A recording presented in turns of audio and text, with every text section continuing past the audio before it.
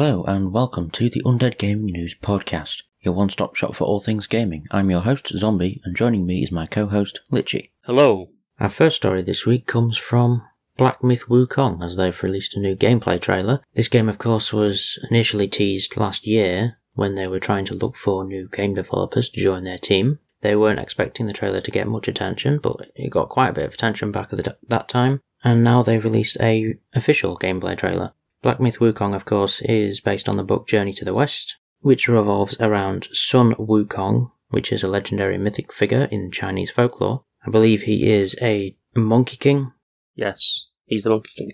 Within the gameplay trailer, you can, of course, see some monkey people, as well as the fact that you can also transform into other creatures. The fights with the bosses seem to be very reminiscent of a Souls-like game.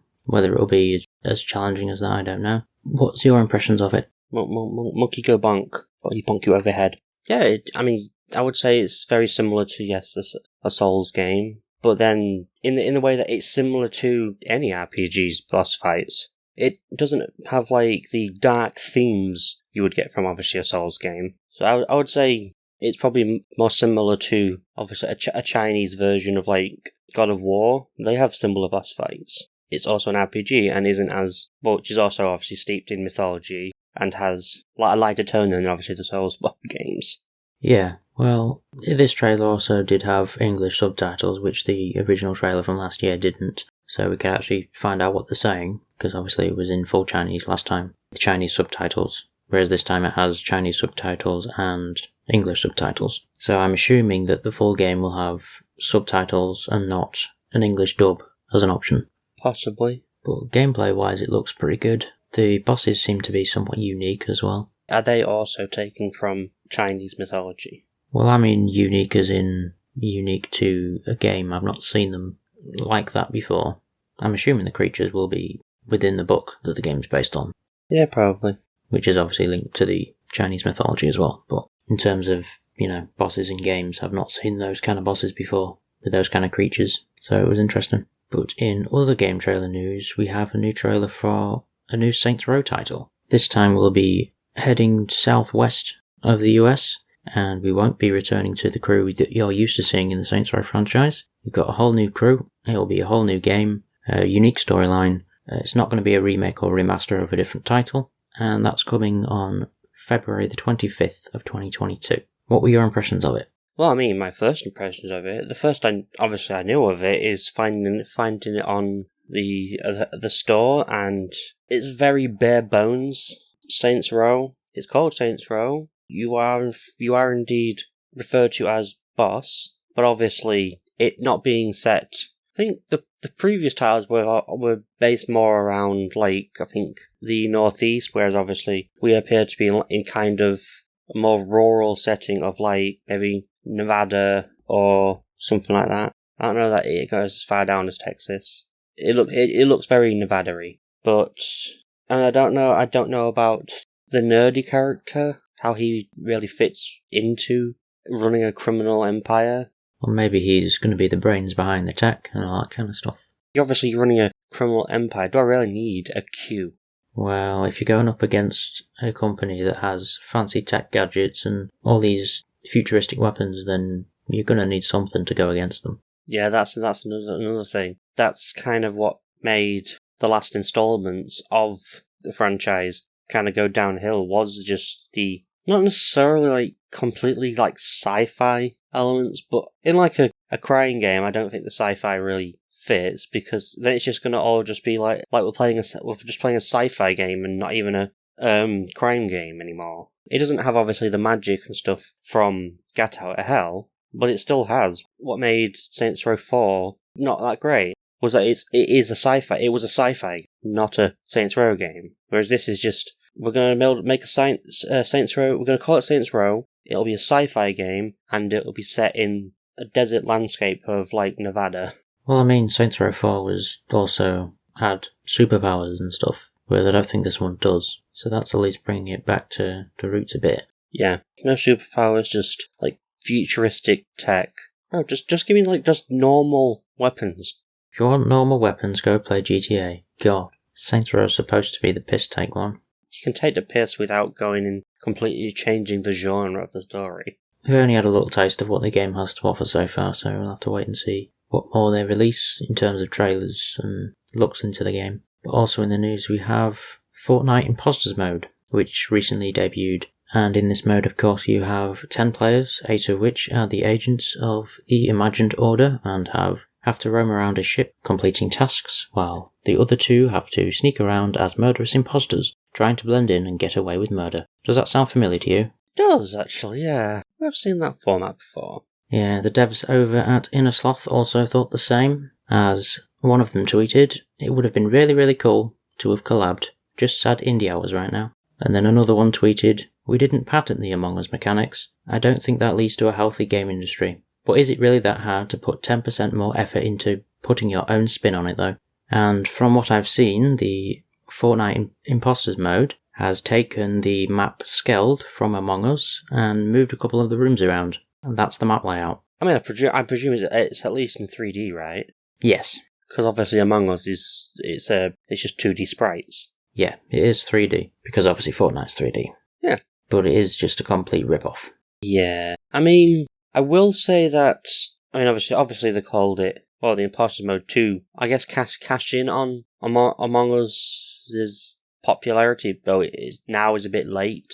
The same as obviously Fortnite, as it is now, was obviously originally just a cash in on, Battle Royales are becoming popular, so we'll add a Battle Royale to our game. Then it ended up overshadowing the original Fortnite. Exactly. Now obviously got the Fortnite does Among Us, but the concept for Among Us of like two players are actually against the rest of the team, and you've got to find who's the imposter. That's not a new concept. There have been games like that plenty of times. There was, I don't know if it's a game mode on Gary's mod or it's a separate game, but there was once a mode called I think it was Trouble in Terrorist Town or something. Yes.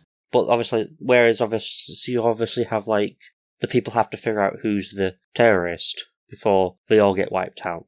Then there's also a game called, I think it was called Deceit, where 1 or 2 players is like infected with like a monster, and they can like transform into the monster to kill people, and you've got to figure out who it is before obviously the monster kills you all. Yeah, but notice how all these games, while they have the same concept, are completely different. Whereas the Fortnite Impostors mode is literally Among Us in 3D. Does it have the spacesuits? Yes, because they are on a ship. Is the only way you can get rid of people by throwing them out the airlock? You can kill them if you're an imposter, and there's also the voting out system in meetings, just like Among Us. Yeah. So yes. Or like Town of Salem. Yeah. Or it's going way back. Not even before, like, I don't know if there was ever a video game of it. There used to be a game called Wink Murderer that you'd play it like school. Yep.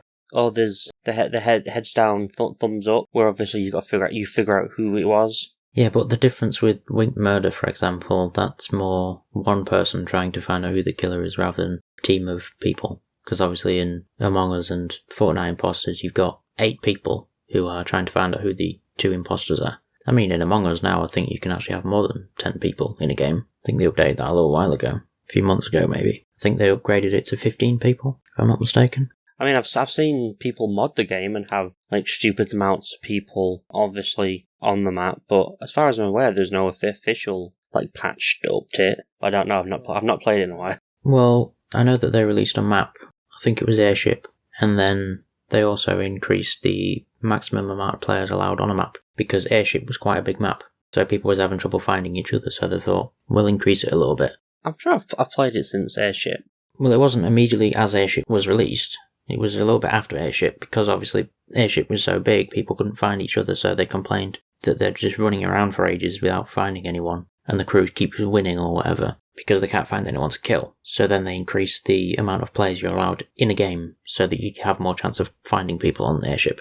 But yeah, back to the story, obviously, yeah, Fortnite could probably maybe reskin the characters so they're not blatant rip-offs, which obviously changed, reskin the maps so it's not clearly Skeld, and change the actual name of the mode so that they're not, we're not finding the imposter. But obviously the core concept there's not obviously a problem with. because obviously Among Us wasn't the first to do that concept. It's just the name. But I guess if Innersloth didn't actually claim it, then I guess Epic is technically free to do what they've done. Yeah, while legally fine, it's not really morally fine. Yes, but business and morals don't generally go in hand. Well, still, is what it is. Also in the news, there's a new update to Skyrim, as it's been confirmed that the new Skyrim Anniversary Edition will come with 500 community mods that are available for use. You'll also be able to go fishing. The update that adds fishing will also be added to the Special Edition with a patch, but you won't have the community mods. The update that adds fishing will also bring a survival mode and some new quests, all of which are Creation Club content, meaning it was made by the community creators in collab with Bethesda rather than Bethesda themselves. What do you think about that? Well, if you know anything about the Creation Club, you'll know that everyone hates it. It's in itself is kind of anti-consumer and anti-player. But yeah, so if you get the new version of the game, you can have our pre-selected content doesn't affect the game that much, to the point that obviously you won't really notice much of a difference. Because it's just like, the Creation Club is just like, oh, here's a new skin for this armor, or, well, that's for Fallout, there's different power armor skins. For Skyrim, I can't think of what was actually on the Creation Club for the Skyrim version. Well, I doubt they'll let you have the mod where you can kill children. I don't use it anyway. Yeah, but there's always that annoying child though, isn't there? Which one? You just wish you could murder. Which one? You mean all of them, right? What do you mean, which one? Well, I've only ever seen one annoying child on there, so I don't know. I don't know. There's a lot of children who could do with being put in their place in that game. And there's also a certain character who I think you can actually kill, who's quite annoying. Who? The snobby twat. Yeah. Don't know his name. Nazim. That's the one. Yeah, you can kill him. I mean, obviously you shouldn't just casually murder him in broad daylight. Well, you can save the game, murder him, and then reload, just to take out your frustration on him. Yeah, but I could also just sneak into his house at night, kill him while he sleeps, and then play through the rest of my game, never having Nazim ever walk up to me and ask if I've ever been to the Cloud District. It's like, yes, I have been to the Cloud District. I've even been higher than the Cloud District. Well, stop getting high then. But yeah, I mean, no one will miss the guy. Even his wife doesn't like him. Since when did this become the Nazim roast? You brought him up. At least, the child I'm presuming you're talking about is Braith. She at least has some reasoning for her behaviour, in that she has really shit parents. Well, a lot of people do, but we don't run around being twats to everyone. No, but it's that common trope of the bully having a shit home life, so they take it out on the other kids. I mean, that's pretty common anyway. Yeah, but that's just basically her. Whereas his arrogance, he has literally no reason to be arrogant. Oh wow, he owns a farm that barely makes a profit outside of town, and that makes him better than me? Like, I am literally the hero of legend. I also own multiple houses, multiple different properties. I've killed many freaking dragons. I'm pretty sure I'm higher than Azim. Like, you're better than Azim even at the beginning of the game.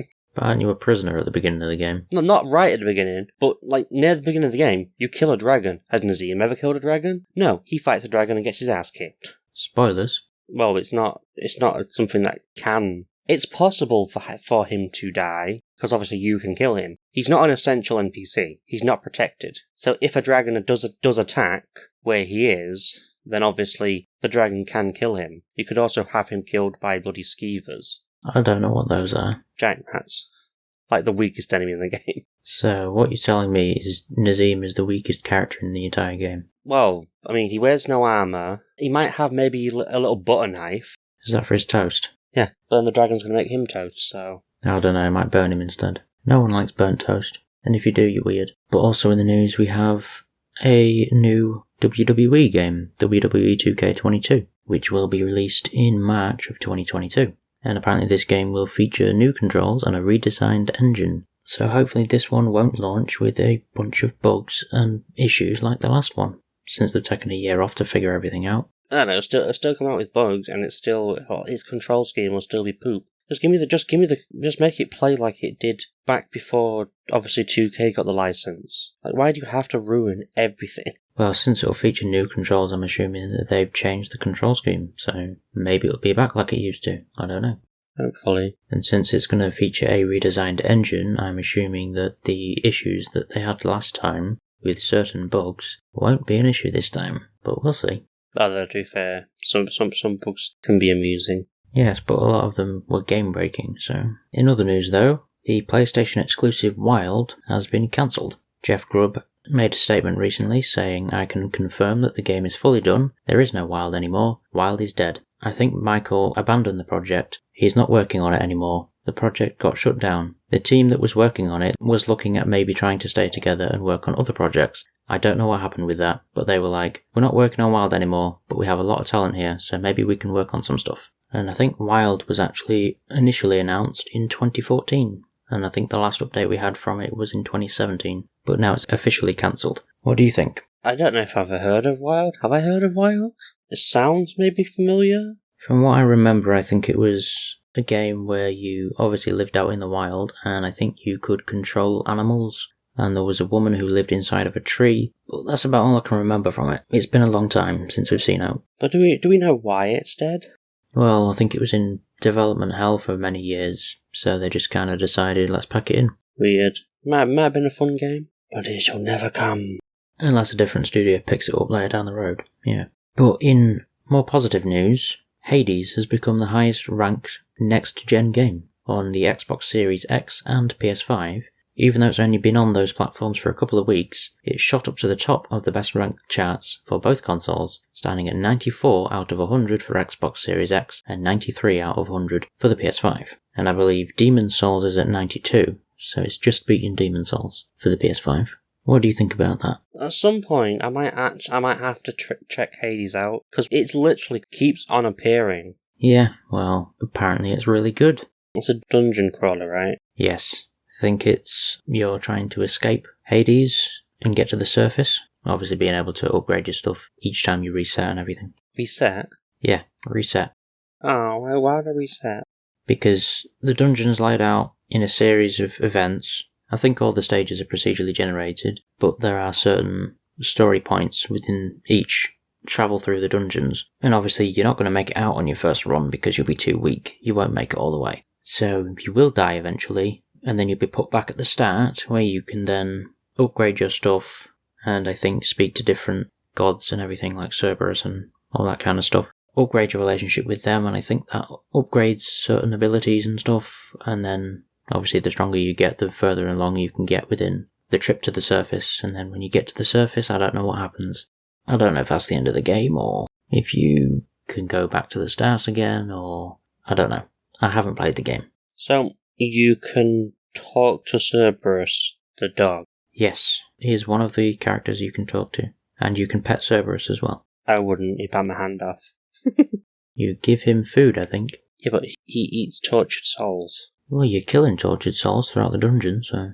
But you're a tortured soul. Something alright here. Well, the only bad one is Hades, within the game. So, his master? Yeah, don't try to be friends with Hades, he doesn't like you, but everyone else is fine. What about Persephone? I don't know. I've never played the game, man. If you're looking for a new game this week on the PlayStation Store, you can find Aliens Fireteam Elite on the PS4 and PS5, which was put on there on the 24th. Also on the 24th, we had Cats of War on the PS4, Hoa on the PS5 and PS4, King's Bounty 2 on the PS4, I Expect You to Die 2 on the PSVR, Rims Racing on the PS4 and PS5, Sniper Ghost Warrior Contracts 2 on the PS5, and for the UK, you can also get Mickey Storm and the Cursed Mask on the PS4. On the 25th, we had Psychonauts 2 on the PS4. On the 26th, we had Islanders on the PS4 and PS5, and Traffic Jams on the PSVR. And on the 27th, we had Boldo, the Guardian Owls on the PS4, and Tormented Souls on the PS5. Do any of those games interest you? Well, I mean, I was actually looking at Aliens yesterday, and I mean, I've seen I Expect You to Die before. I saw another, VR James Bond-esque game. I looked at King's Bounty 2. I don't think I saw Islanders or Traffic Jam on there yesterday. But yeah, I wanted to see how Aliens Fireteam goes before I contemplated actually, investing in it, because you remember what happened with Aliens Clone and Marines? Yep, played that, and that was shit. Yeah, it's and then obviously Fireteam is obviously based around the Marines again, so I wanted to see if that was going to obviously be another turd.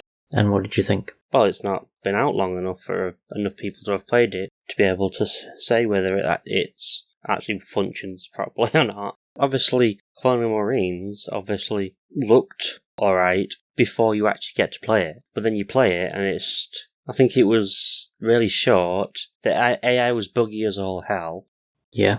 So, like I said, I wanted to wait until enough people obviously played Fireteam so I can be able to say whether it's even worth me investing in it. Because I mean, obviously, there has been another game, an Aliens game since Colonial Marines, which Isolation was, I think, it's received relatively well. Well, definitely I've received a lot better than Colonial Marines. But yeah, I just wanted to hold off from getting it to see how it actually performs before I invest my money into it. Fair enough. If you're looking for a free game to play, however, if you head over to the Epic Games Store, you can pick up Automa Chef and Saints Row the Third Remastered, and those are both available now until the 2nd of September. I need to get around to actually claiming some of these games we talk about. We talk about them every week, and then I still haven't sorted my Epic account out, so I can actually log in and claim stuff. So one of these weeks, I'm actually going to have to sort it out. Now I can get a free copy of obviously Saints Row the Third Remastered. So we'll see how much it's remastered from obviously what came out in like 2011. Because obviously that remaster I think came out last year. So I expect it to look 9 years worth of work better.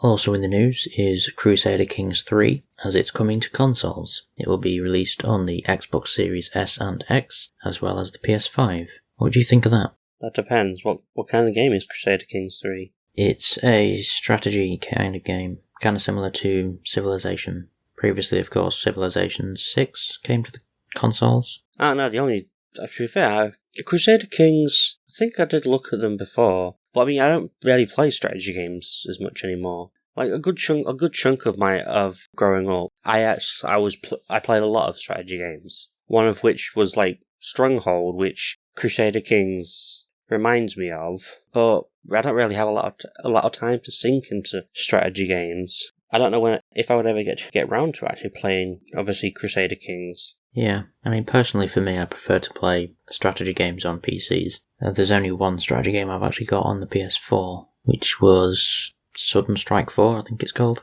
which is like a wartime strategy game for World War II, I think. That was only because it was on offer and I wanted to, just seemed interesting to me. But also in the news, we have the Xbox Series S and X, and the Xbox One will be getting cloud gaming, and it will support up to 1080p and 60 frames per second, so you can stream games from the cloud rather than downloading them all. What do you think?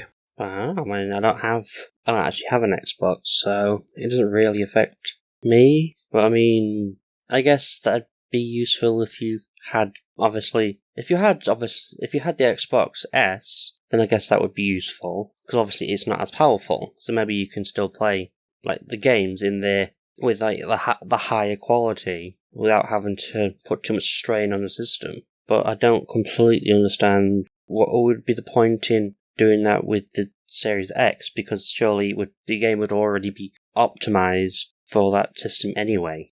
It's just so you don't have to download it, so you can just stream it instead. And obviously, sometimes with the Xbox Game Pass, some of the titles are only available on the cloud.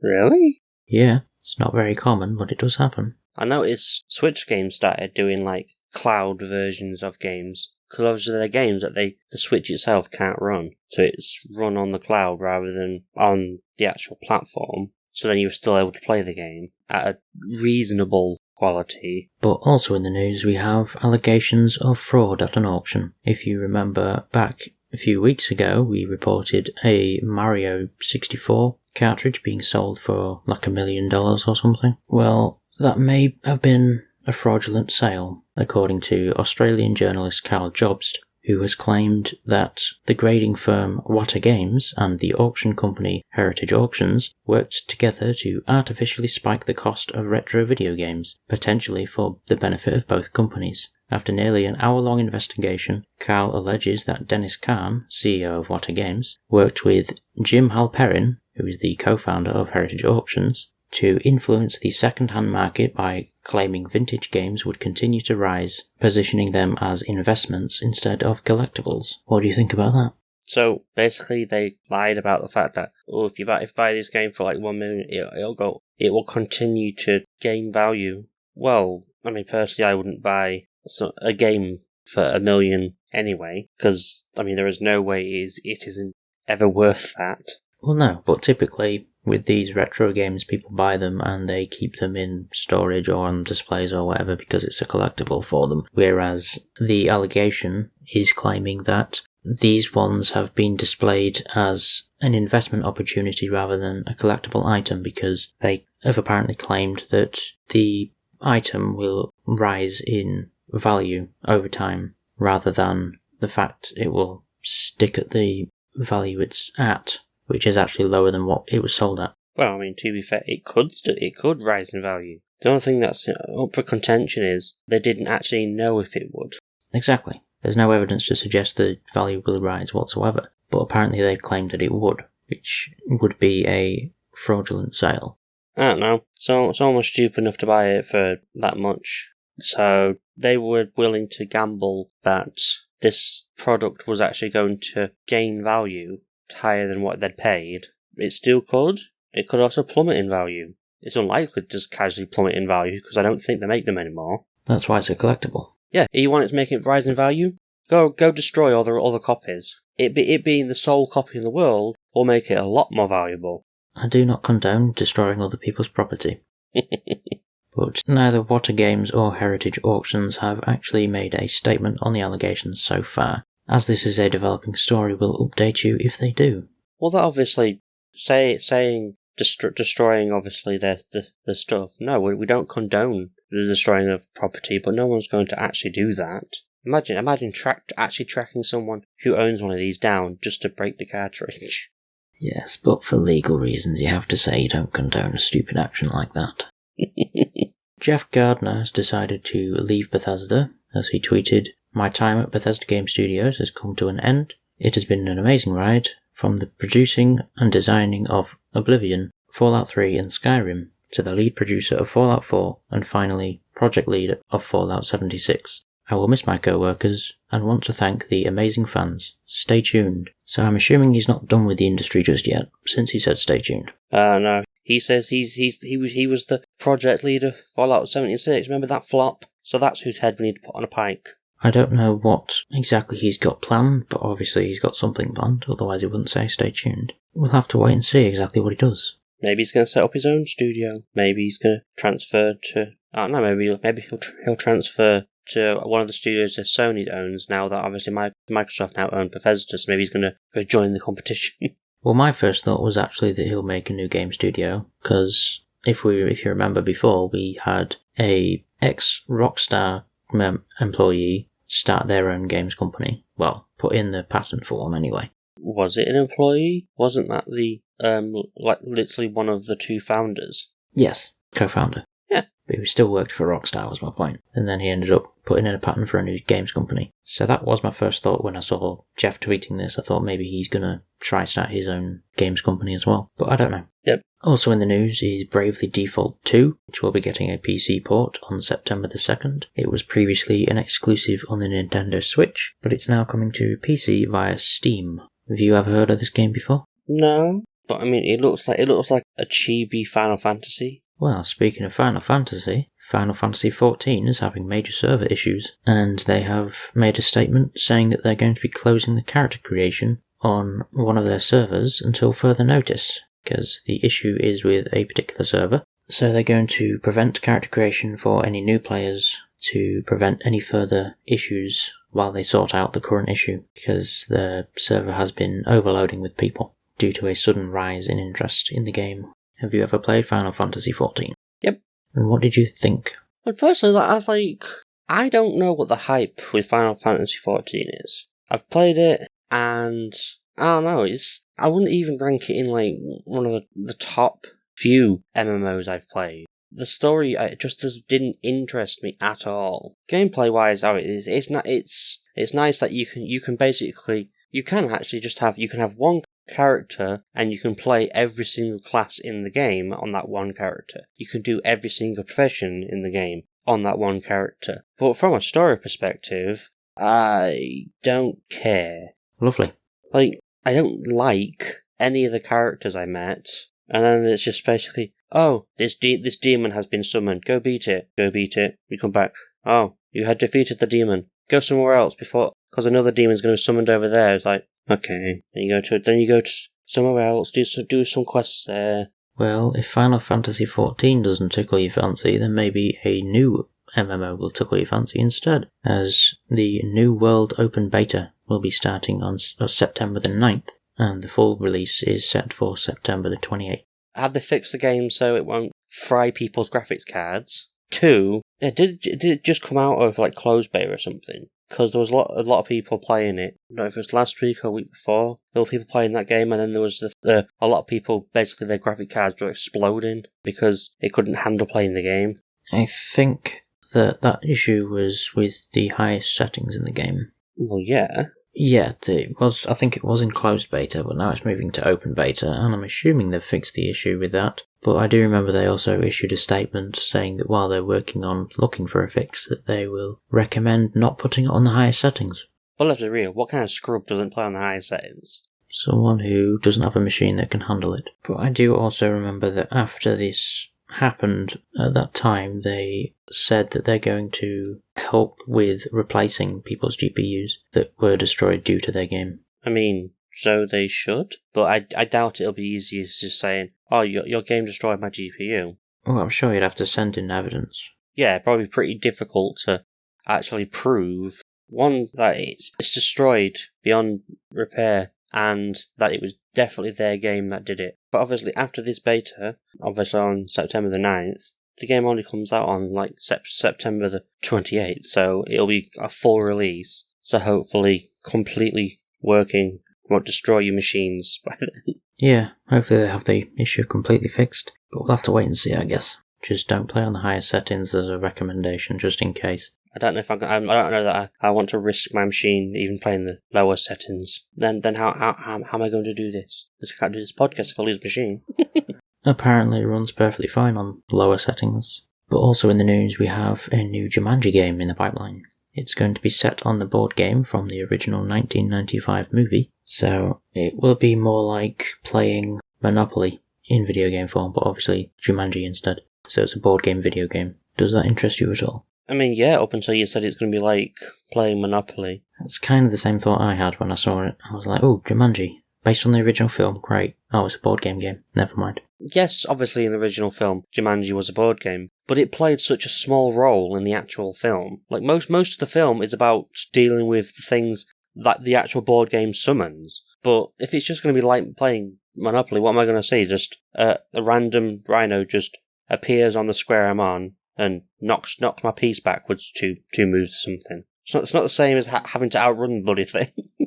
The board game did have a lot more of an integral role than just spawning things, and that was it, because obviously they had to complete the game in order to end the movie. Yeah. So it was still based around that, but obviously they couldn't just sit and play the board game the entire time, because stuff was coming at them. Yeah, but I'm not going to get that stuff coming at me in this game. I'm not going to go into like a minigame where I've got to avoid the rhino if it's just going to be like play a Monopoly. Well, maybe they'll have a VR release and send some rhinos at your face.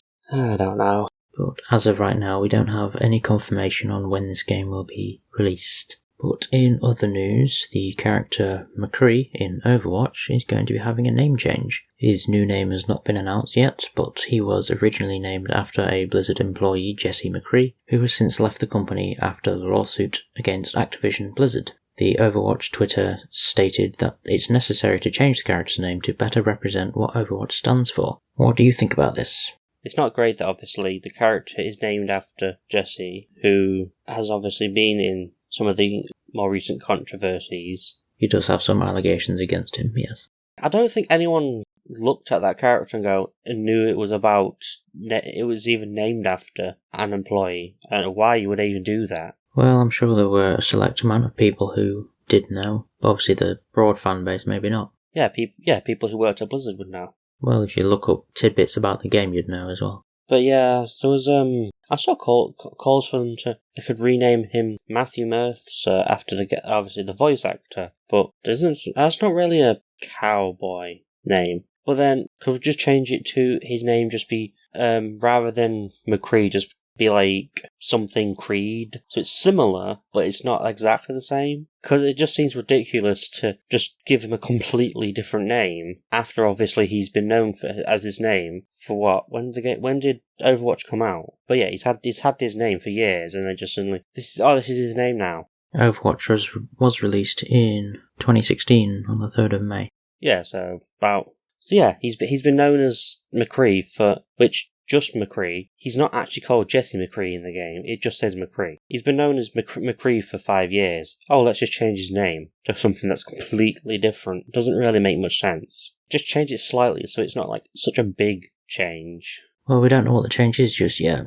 Obviously, we just know that they're going to change his name. I'm just saying, I'd rather that they changed it just a little bit rather than giving him a completely new name. Yeah, we'll have to wait and see exactly what the name will be. In other news, the Zone of Enders HD collection is going to be coming with Xbox Gold in September. This includes Zone of the Enders and Zone of the Enders the Second Runner, and this will be available between September the 1st and September the 15th. Have you ever heard or played any of these? If I'm not mistaken, I think they are early Kojima titles. Earlier than Metal Gear?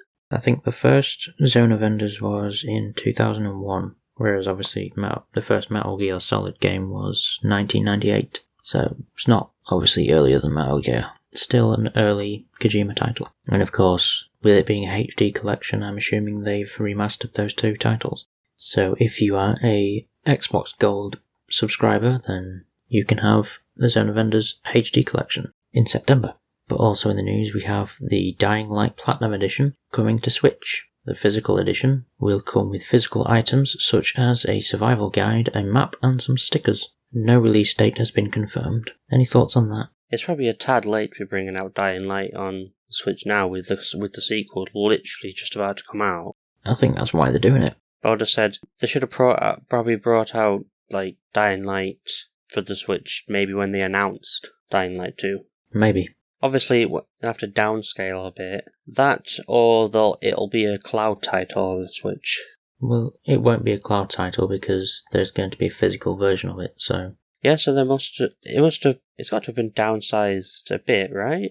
Well, I would assume they would have scaled it down a little bit, yeah, to make it function properly on the Switch. Apparently they get a new fighting style. Okay, but also in the news, we have, finally, a confirmed release date for Halo Infinite. After it was initially leaked, the creative director has since confirmed that December 8th will be the release date for Halo Infinite. And if you're interested in getting Halo Infinite on your PC, the specs have been released as well. The minimum being a 64-bit Windows 10 OS, an AMD FX 8370 or Intel i5 4440, memory 8GB RAM, the GPU being an AMD RX 570 or NVIDIA GTX 1050 Ti, and you'll need DirectX version 12, and at least 50GB of storage available to actually obviously store the game. But the recommended specs are a 64-bit Windows 10 OS, a AMD Ryzen 7 3700X or Intel i7 9700K, 16GB of RAM,